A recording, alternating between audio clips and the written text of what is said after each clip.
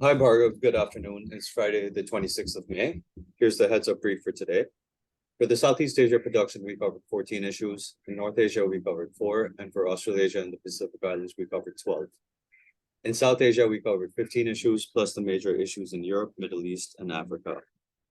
Hey Uday, thank you for these issues. Can we move on to the major issues today? Yep. In Indonesia, regarding the hostage situation with the foreigner from New Zealand, the Papua Regional Police yesterday said that a special team has been sent to conduct negotiations with the West Papua National Liberation Army to release the pilot. So this basically means that they haven't made much progress at all, and they aren't even sure on his location at this point. It's nearly going to be 4 or 5 months since the pilot has been kidnapped. This is one of the longest kidnappings in Papua. All right, thank you. In Myanmar, the Wa State Autonomous Government reiterated its plans to suspend tin mining operations in the state from the 1st of August. It is a major source of tin, and since its announcement, tin prices have spiked. Okay, that's interesting. Thank you. In Thailand, the political tensions continue as, especially in the incoming ruling coalition, or the attempt at a ruling coalition led by the Move Forward Party. The Move Forward Party is having disagreements with its biggest coalition partner, the Pheu Thai Party, over which party to appoint the House Speaker from. This is a key position in Parliament, as the House Speaker can dictate the sessions and what is discussed in Parliament. So they're both fighting for control over this, and it doesn't look well.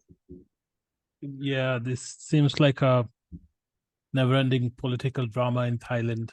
We'll keep a close eye on this. Thank you, Uday. Yeah.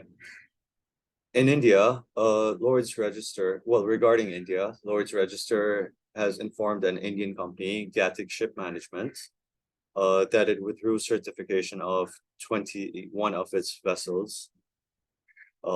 It will withdraw certification of 21 vessels and at the start of June. This comes after Gatic ships were deflagged by an international ship registry at St. Kitts and Nevis. The company is a major carrier of Russian oil. Okay, so I see geopolitical machinations coming into picture in the shipping and the oil industry.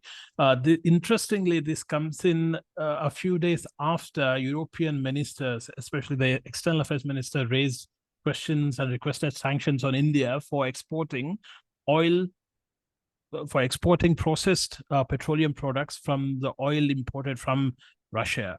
And that is very clear here, because Lloyd, being in London with major interests in Europe, is being pressured to act on interests which are very important for India. So we'll have to see how this will play out in the mid to long term, because Modi government has been quite clear. In fact, External Affairs Minister Jaishankar has been very clear on the legalities of the matter, wherein any refined products exported can no longer be considered a Russian product. It's an Indian product, irrespective of where the raw oil comes from. So we'll have to see how the Modi government tackles this bigger geopolitical issues, which are being routed through tertiary or third parties like Lloyd's, which is a private entity, but still they'll have to heed to their sovereign authorities. Yeah, that's very interesting, Bhargav. Thanks.